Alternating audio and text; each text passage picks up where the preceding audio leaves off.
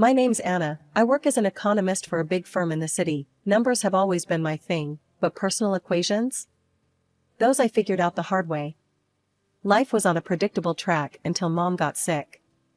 It was just her and me after Dad passed away when I was a teenager. She was more than just a mom, she was my rock. When she got diagnosed with a condition that needed full-time care, I did the only thing that made sense. I sold her cozy house and moved her into a top-notch nursing home. The kind of place with gardens, 24-hour care, and even a piano in the lounge where she used to play her favorite tunes. It cost a fortune, but seeing her smile, playing those keys like she was young again, made every penny worth it. I remember one evening, after a long day of crunching numbers and balancing budgets, my boss, Lucy, dragged me to this party. Lucy's the head honcho at our firm, and despite her tough exterior, she's been my pillar through thick and thin. "Come on, Anna, you need to let your hair down every once in a while," she had said, her arm slung over my shoulder as we walked into the loud, crowded room. I was fumbling with my purse when I bumped into him, Ethan. He was all charm, from his crooked smile to his sparkly eyes. "Sorry, didn't see you there," he chuckled, handing me back my purse, which had landed at his feet. "It's all right, happens to the best of us," I replied, trying not to get lost in his deep blue eyes. As the evening rolled on, it turned out Ethan was the friend of a friend, and we got talking about everything from work to our favorite old movies. Turns out we both had a soft spot for old-school jazz and spaghetti westerns. Lucy and I both took a liking to him, but it was clear Ethan had eyes only for me. Lucy noticed, but she was cool about it. After he asked me out, she pulled me aside, her drink in hand. "He's cute, but if he messes with you, I'll kick his ass," she half-joked in her usual no-nonsense manner. Ethan and I started dating soon after. It was all dinners, long walks, and nights spent talking about everything under the stars. He was different, kind, attentive, and he made me laugh. God, did I laugh during those first few months. Lucy stayed my rock, supporting me through my mom's worsening health, and my whirlwind romance with Ethan. When Ethan proposed, it was Lucy who helped me pick the dress, set up the venue, and even calmed my nerves right before I walked down the aisle. Married life kicked off like a dream. We'd wake up late on weekends, brew strong coffee, and talk about our future. And like any newlywed couple, we had our hearts set on finding the perfect nest, our own little corner in this big, bustling city. We spent countless Sundays driving around, peering at for sale signs, and dragging ourselves through endless open houses. The thrill of the hunt was real, but so was the sticker shock. I still remember Ethan's face the first time we looked at a house within our budget. $300,000 for this? Are they out of their minds? He blurted out as we toured a particularly cramped two-bedroom that looked more like a rundown shack than a cozy love nest. Maybe we're rushing into this. We could save up a bit more, give it another year or two. His words made sense, and honestly, the pressure to find a house right away was eating at me too. "Yeah, maybe you're right. No need to rush. We've got plenty of time," I agreed, squeezing his hand. So, we put the house hunt on pause. It seemed like the sensible thing to do, and life went on. But things shifted when my mom passed. It was sudden, a call in the middle of the night that left me scrambling to get to her side, only to arrive too late. Losing her was like losing my anchor, and in the weeks that followed, I walked around in a daze. Ethan was there, though, holding me at night while I cried, making sure I ate something, even if it was just toast. One evening, as I was sorting through some of Mom's papers, I found documents from the nursing home about the remaining funds. It was a hefty sum, parked quietly in a savings account, around $200,000. I hadn't thought about it much, with everything going on. Ethan was in the kitchen when I told him. His reaction was, off. "Wow, that's a lot of money, babe. You know, that could buy us a house outright. No more mortgage worries," he said, a little too quickly, his eyes not quite meeting mine. I remember frowning, feeling a twinge in my gut. "Yeah, maybe," I muttered, folding up the paper. "But let's think about it, okay? It's all pretty fresh." Sure, he replied, but there was a note in his voice that I couldn't place. Something that made me watch him a little more closely as he turned back to chopping vegetables, his knife tapping rhythmically against the cutting board. After what felt like an eternity of house hunting and countless discussions, Ethan and I finally bought our dream home. We settled on a charming little place not too far from the city center, but still with enough backyard space for maybe a dog or two down the line. "We did it, babe," I said to Ethan as we stood in our new living room, boxes stacked around us waiting to be unpacked. "Yeah, we did," he smiled, wrapping his arms around me. "This is all ours." The house quickly turned into a project of love. We painted, decorated, and turned it into a home. Our weekends were filled with trips to furniture stores and discussions over coffee about which curtains matched the living room decor better. It was exhausting, but thrilling. A couple of months into our new homeowner bliss, Ethan suggested we visit his mom for dinner. "It's been a while, and she keeps asking about the house," he said one morning, looking up from his phone. I had only met his mom a few times. She lived on the outskirts of a small village, surrounded by forests and fields. Her house, much like her lifestyle, was quaint but cluttered with jars of herbs and tinctures. She was a firm believer in natural remedies and often boasted about curing a cold with nothing but a special tea or a concoction of her own making.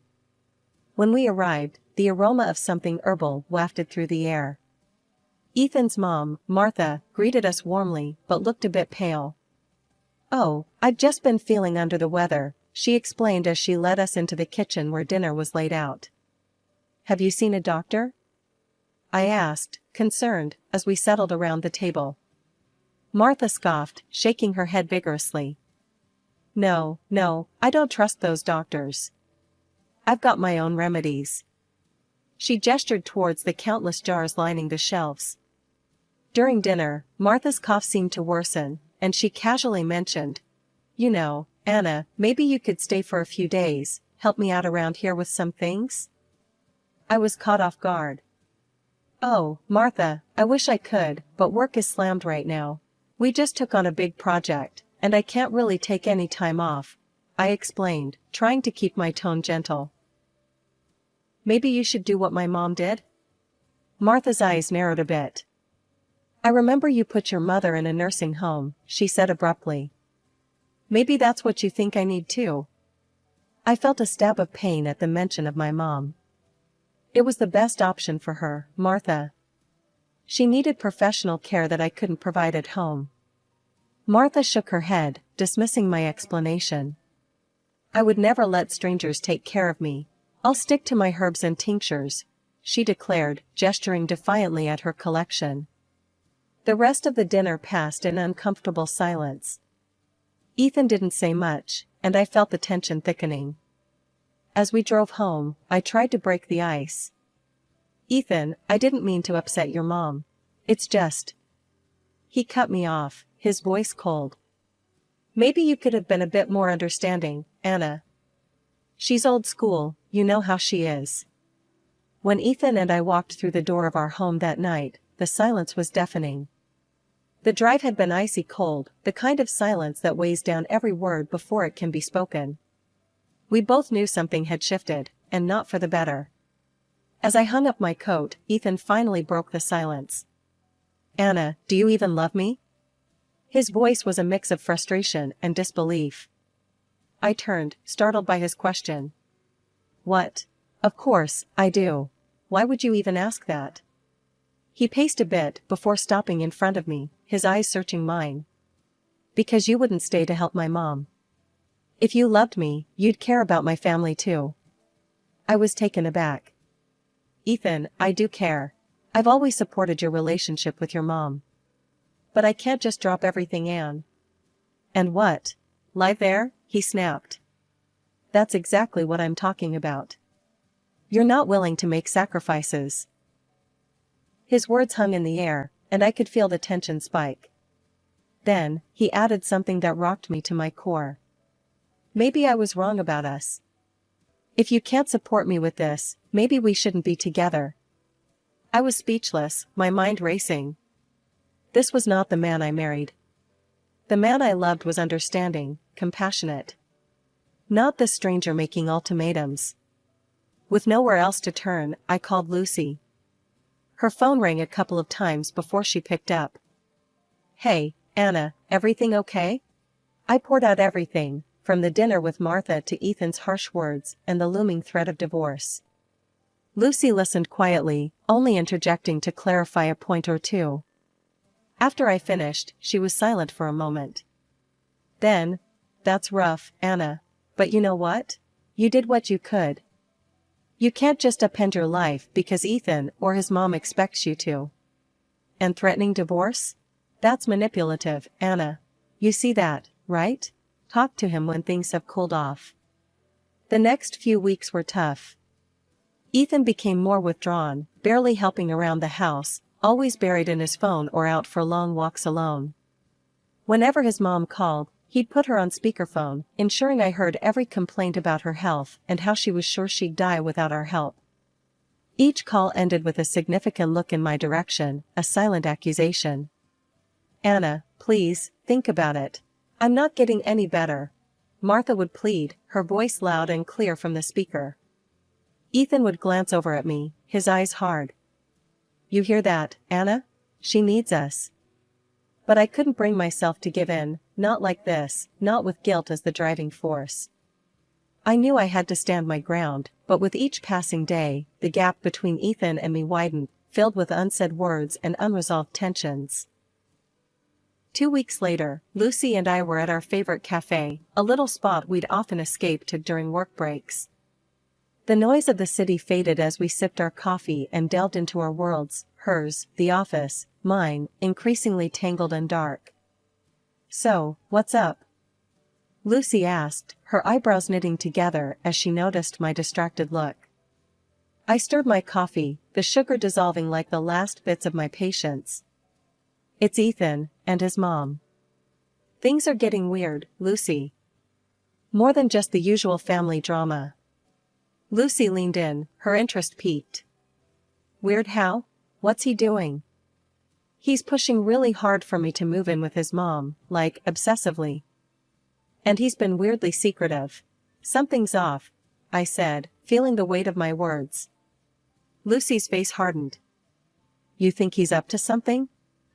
Anna, you might want to check this out properly. Maybe hire a private detective? See what he's really up to." 2 days later, I met with a detective, a gruff man with sharp eyes, named Mike. I explained everything, how Ethan's behavior had shifted, his sudden insistence on his mother's house. Mike listened, jotting down notes. "We'll see what we can dig up. It does sound like he's hiding something. Give me a couple of weeks." Those weeks were long. Each day, Ethan's coldness turned our home into a silent battleground. His calls with his mom were now daily serenades of guilt and manipulation, always on speaker. Then, the call I was waiting for came. "Anna, we need to talk." Mike's voice was grave, even over the phone. We met at the same cafe where I had confided in Lucy. Mike laid his findings out like a deck of cards, each one worse than the last. "Your husband's in deep trouble at work. He's on the verge of being fired because of some shady deals. And there's more, he's racked up a heap of debt, all under your radar." Mike started, his eyes never leaving mine. My heart sank. "Debts? How much are we talking about?" "Enough that he's desperate. He's taken out loans against his future earnings, maxed out credit cards, the works. But here's the kicker." Mike paused, sliding a recording device across the table. I stared at it, my hands trembling as I pressed play. Ethan's voice filled the cafe, mingled with his mother's croaky whispers. "Once Anna moves in here and I get her to transfer her assets, we can handle everything. Her money will cover it all." Ethan's voice was cold, calculated. I stopped the recording, nausea rolling in my stomach.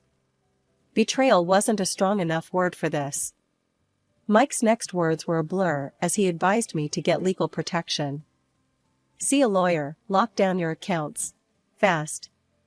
The next day, I met with a lawyer, a no-nonsense woman named Janet, who specialized in family law. "We'll start by securing your accounts," Then, we'll discuss your options regarding your marriage. As I left her office, a plan forming, I felt a strange mix of relief and devastation.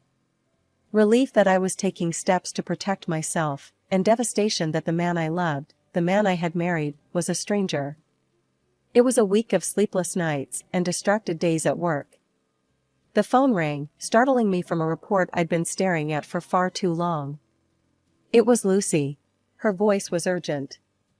"Anna, can you come to my office? Now. We need to talk." A chill ran down my spine.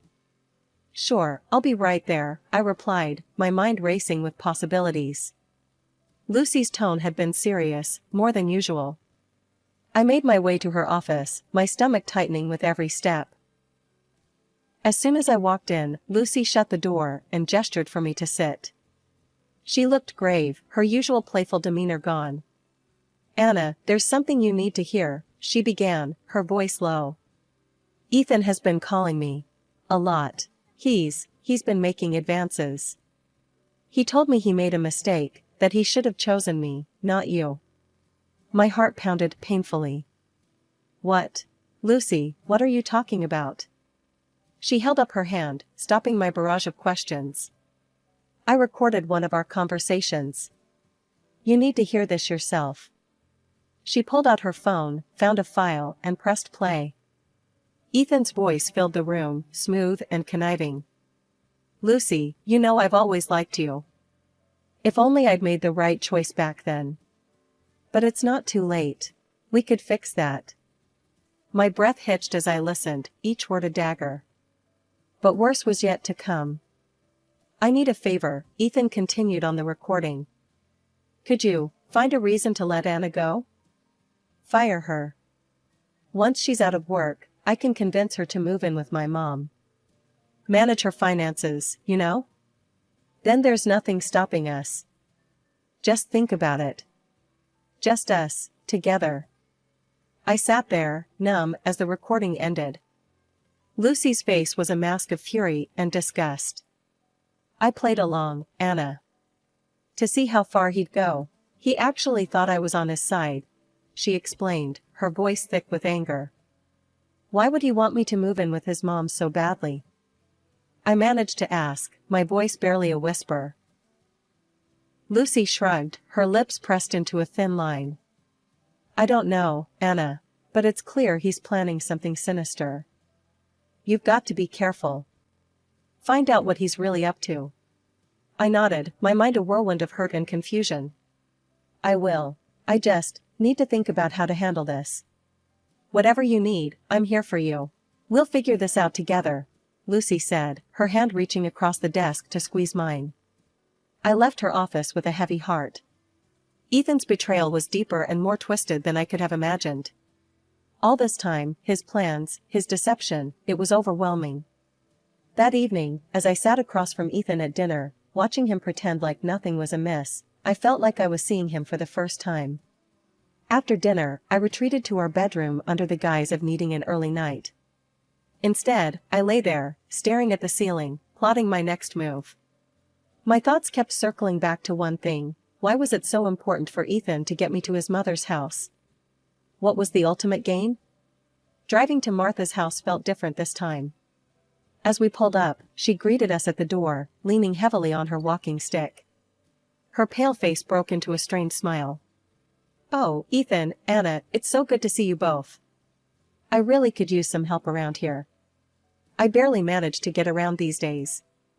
Ethan shot me a look, his eyes pleading for me to say something supportive. I nodded slightly, swallowing my apprehension.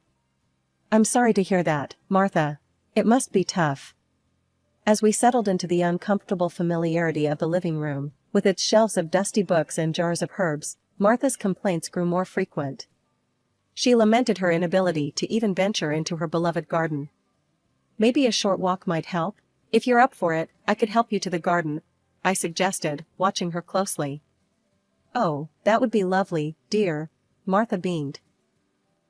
"I just need to grab a sweater from the car. It's a bit chilly today," I said, excusing myself. Once outside, I quickly pulled out my phone, activated the dictaphone app, and slipped it into my pocket. My hand shook as I headed back, knowing that whatever was about to unfold would change everything.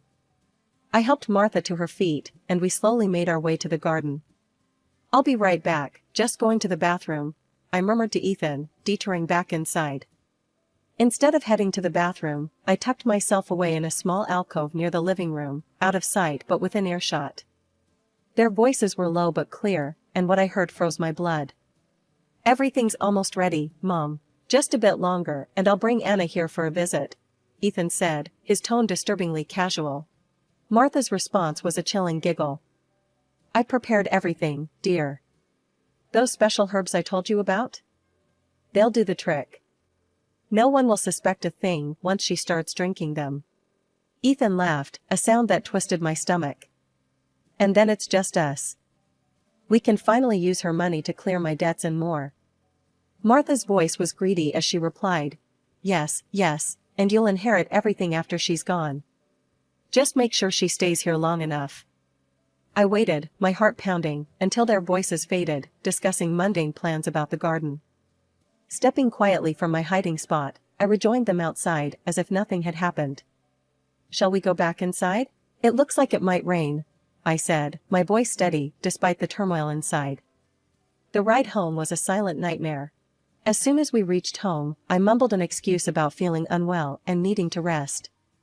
Alone in the safety of our bedroom, I replayed the recording, each word confirming the horrifying truth. The next evening, I walked through the door of our house, my emotions a whirlwind of staged anger and hidden fear. Ethan was in the living room, idly flipping through a magazine. Slamming my bag onto the sofa, I let out a controlled breath to simulate distress. "Can you believe it, Ethan? Lucy just fired me. No warning, nothing, just out of the blue."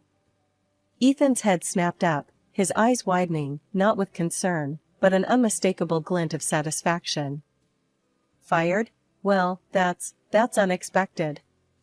But, Anna, maybe it's for the best. Now there's nothing keeping you here. You can move in with my mom. You know she needs you." The raw shock I feigned masked my boiling anger.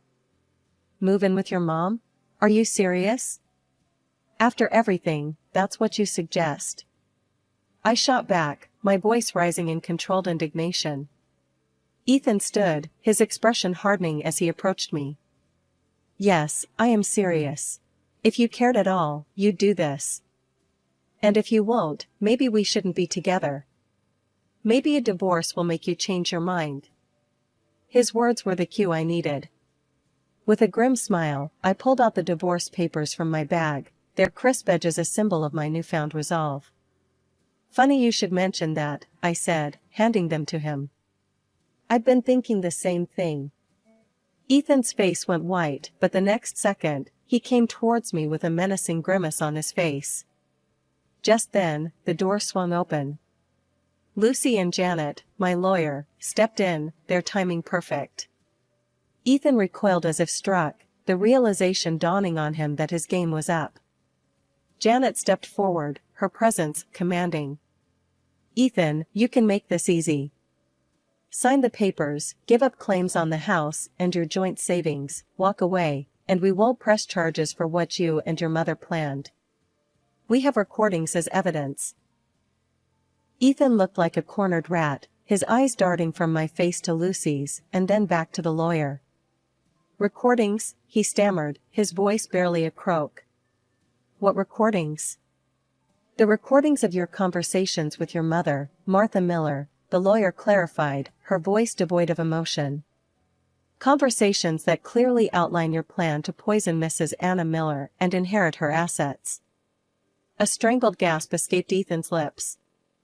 His defiance crumbled, the bluster draining from him as he looked between the three of us. With a shaky hand, he signed the papers, his future, our shared past, disintegrating with each stroke of the pen. "Good choice," Janet said, her voice cool as she collected the documents.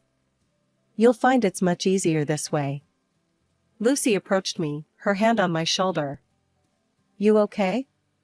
"Yeah, I think I will be," I replied, watching as Ethan's figure shrank, his plans and plots reduced to nothing more than memories and warnings. In the weeks that followed, Ethan's world unraveled further. Fired from his job due to the shady dealings, burdened by debts, he was forced to sell his mother's house just to stay afloat. They ended up in a rented apartment, a stark contrast to the life he had plotted to steal from me. As for me, I remained in the house that was once ours, now solely mine. Lucy and I, our friendship solidified by the ordeal, often sat in my garden, talking about everything and nothing. Life had thrown me into the depths, but I had emerged, not just surviving, but thriving.